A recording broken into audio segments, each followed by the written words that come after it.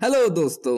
कहानी की शुरुआत में हमको दो आदिवासी कबीलों को दिखाया जाता है जिनके पूर्वजों के बीच लड़ाई हुई थी और काफी आदिवासी लोग मारे गए थे। अच्छे कबीले ने बुरे कबीले के आदिवासियों को हराया था, पर अच्छे कबीले के लोग बुरे कबीले वालों के साथ समझौता बनाना चाहते थे ताकि भविष्य में उनके बच्चों को लड़ना न पड़े। तो बुरे कबीले का लीडर अपने बेटे विरेपा को अच्छे कबीले में भेजता है ताकि वो अपने पूर्वजों के मृत शरीर से मिल सके और उनसे आशीर्वाद ले सके। अच्छे कबीले का सरदार विरेपा से पूछता है कि उसके पिता क्यों नहीं आए। विरेपा उनको बताता है कि वो अपने पूर्वजों के सम्मान में आया है क्योंकि जंग लड़े हुए काफी अरसा बीत गया है। उनका शरीर अब कंकाल में बदल चुका है, इसलिए वो उनसे अब मिलना चाहता है। सरदार उसको इजाजत दे देता है। अपने पूर्वजों से मिलने के लिए गुफाओं में चलने लगता है। सरदार का एक बेटा होता है जिसका नाम होंगी होता है। होंगी की उम्र सिर्फ 16 साल ही होती है और वो काफी समझदार होता है। होंगी को विरेपा को देखकर अच्छा महसूस नहीं होता, इसलिए वो उसका पीछा करता है। होंगी देखता है कि विरेपा अपने ही पूर्वजों के कंकाल के ऊपर हल्का हो रहा है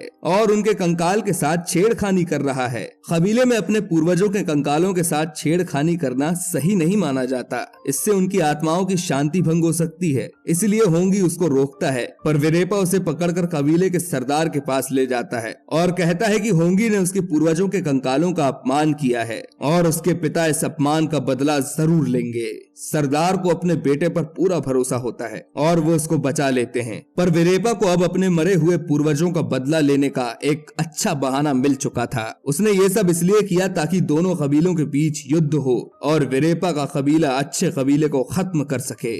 उस समय विरेपा अपने साथियों के साथ वापस लौट जाता है। होंगी अपने पिता से कहता है कि उसकी उम्र कम है, पर फिर भी वो एक जाबाज योद्धा बनना चाहता है ताकि वो अपने कबीले की रक्षा कर सके। उसके पिता उसको समझाते हैं कि उसको अभी बहुत कुछ सीखना बाकी है। रात होती है, होंगी सो रहा होता है। उसके अंदर एक शक्ति होती है जो उसको मरे हुए लोगों से बात करने में मदद करती है। सपने में उसको उसकी दादी दिखाई देती हैं। एक तरफ से वो उसकी गार्जियन होती हैं और सही रास्ता दिखाने में मदद करती हैं। तभी उसके कबीले में विरेपा अपने साथियों के साथ हमला कर देता है और एक एक करके सबको मार देता है। होंगी अपनी जान बचाकर एक खाई में झाड़ियों के अंदर छुप जाता है और यहाँ विरेपा होंगी के पिता यानी कबीले के सरदार का अपमान करता है, पर सरदार उसको बद्दुआ देता है कि उसकी मौत उनसे भी बुरी होगी और विरेपा उनका सर धड़ से अलग कर देता है ताकि उनका कटा सर वो अपने बाप को दिखा सके। सुबह होती है, होंगी की आंखें खुलती हैं। वो अपने कबीले में लौटता है और देखता है सभी मर्दों की लाशें पड़ी हुई हैं और औरतें रो रही हैं।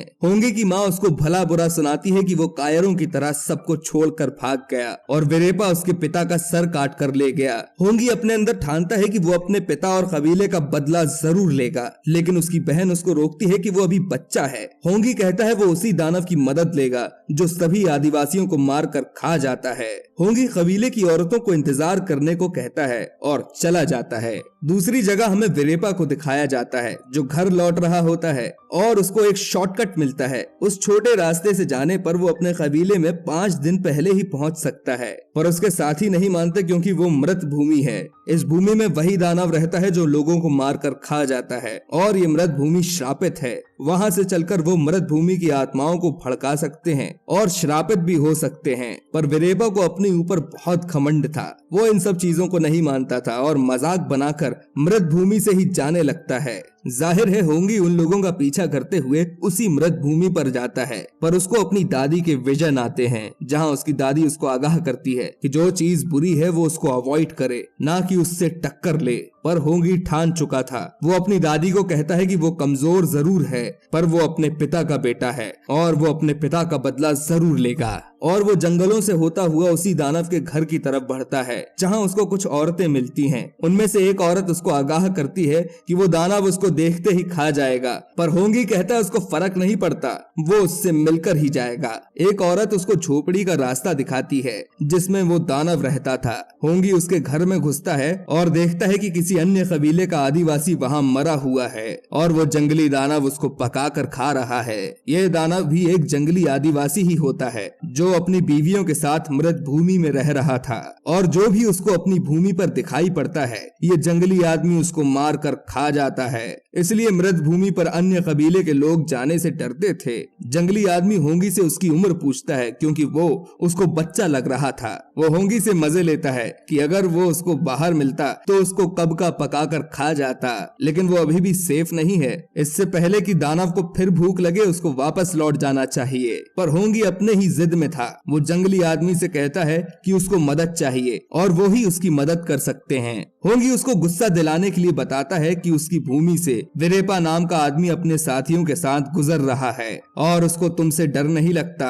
वो खुद को बहुत शक्तिशाली समझता है। विरेपा तुमको कुछ नहीं समझता, इसलिए मुझको तुम्हारी मदद चाहिए उसको हराने में। और ये सुनकर जंगली आदमी में एक आक्रोश जागता है। कुछ समय बाद जंगली आदमी की बीवी आती है और कहती है कि होंगी की मदद करके ही उन लोगों को श्राप से मुक्ति मिल सकती है।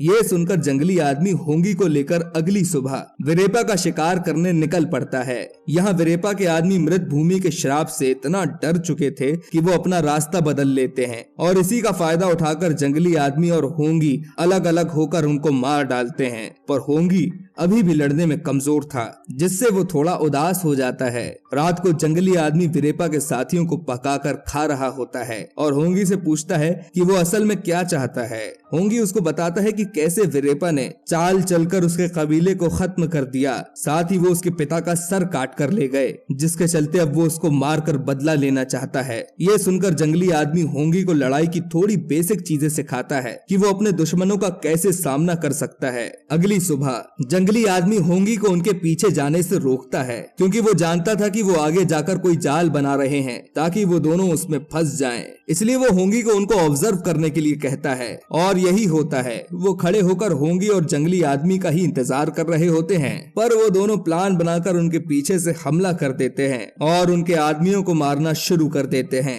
जंगली आदमी विरेपा के सभी आदमियों को बड़ी बखूबी से मार रहा होता है। यहाँ होंगी भी अब काफी कुछ सीख चुका था और वो भी विरेपा के एक आदमी को मार देता है।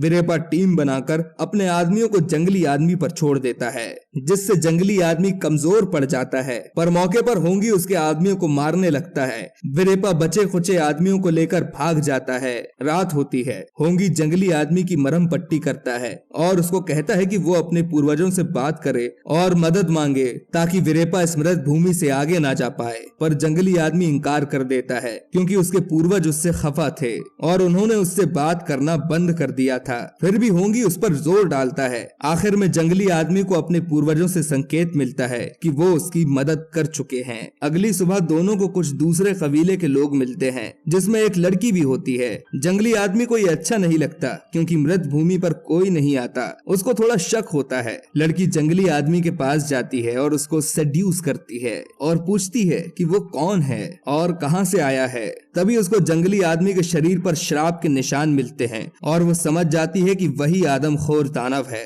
पर काफी देर हो चुकी होती है। जंगली आदमी उस लड़की के साथ साथ उसके साथियों को भी मार चुका होता है।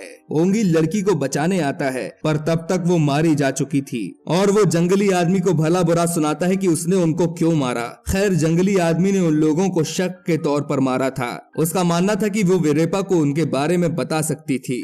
जंगली आदमी रोने लगता है और अपनी कहानी सुनाता है कि काफी समय पहले उसके खुद के कबीले के सरदार ने उसको अपनी बीवी बच्चों को मारने पर मजबूर किया था। अपने कबीले की शान और गौरव के लिए उसने सब कुछ किया, पर उसको क्या मिला? इसलिए उसने बदले लिए। जिस भूमि पर कभी उसके पूर्वज रहते थे, उसी भूमि पर उसने अपने कबीले के सभी आदिवासियों को अपने ही हाथों से मार दिया। इसलिए आज इस भूमि को मृत भूमि कहा जाता है। तभी से जंगली आदमी को उसके पूर्वजों ने अपनाने से मना कर दिया। अगली सुबह दोनों को एक कैसल मिलता है, जिसमें विरेपा के लोग ठहरे हुए थे। दोनों मिलकर उसके साथियों पर हमला कर देते हैं और बाकी बचे अपनी जान बचाकर कैसल में छुप जाते हैं। अब विरेपा के पास ना तो खाना था ना ही पानी, जिसके चलते एक साथी उस पर भड़क जाता है और उसको बेवकूफ कह देता है। विरेपा गुस्से में उसका गला काटकर उसके भूखे साथियों को खाने के लिए कहता है, पर विरेपा की किस्मत अच्छी थी। उस जगह उसको काफी नए हथियार मिल गए थे, जिससे वो अपनी जान बचा बचा सकता था।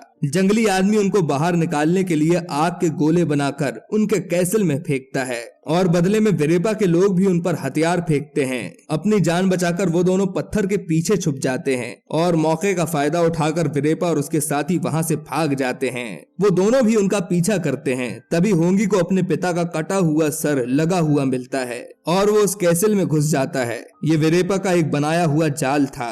अब वो दोनों होंगी को पीटने लगते हैं। जब तक जंगली आदमी को एहसास होता है, कुछ विरेपा के साथी उसको घायल कर देते हैं, पर जंगली आदमी उनको मारकर सीधे होंगी के पास जाता है जहां वो काफी घायल हो चुका था। फिर भी वो विरेपा के साथियों को हरा ही देता है और जमीन में गिर जाता है। यहाँ होंगी विरेपा को मारने ही वाला था, पर वो उसको जाने देता है कि उसको मारकर कभी भी दोनों कबीलों को शांति नहीं मिलेगी और होंगी भी अपने पिता की तरह शांति ही चाहता था। इसलिए वो उसको जिंदा छोड़कर उसके कबीले पर एक कर्ज चढ़ा देता है ताकि उसको ये याद रहे और विरेपा वहां से चले जाता है। जंगली आदमी होंगी को कहता है कि वो अब शांति से मरना चाहता है, पर उसके कबीले ने उसकी आत्मा को शामिल करने से इनकार कर दिया है। अब वो कहाँ जाए? होंगी कहता है कि उसके पिता और उसका कबीला उसको जरूर अपनाएगा और उसकी वीर गाथाएं होंगी की आने वाली पीढ़ियों को वीरता से सुनाई जाएंगी। और ऐसा ही होता है। लास्ट सीन में हमको दिखाया जाता है जंगली आदमी को होंगी का कबीला अपना लेता है और होंगी भी घर की तरफ चलने लगता है और इस तरह ये कहानी खत्म हो जाती है। अगर आपको ये वीडियो पसंद आई हो तो वीडियो को लाइक एंड चैनल को सब्सक्राइब करना ना भूलें। धन्यवाद।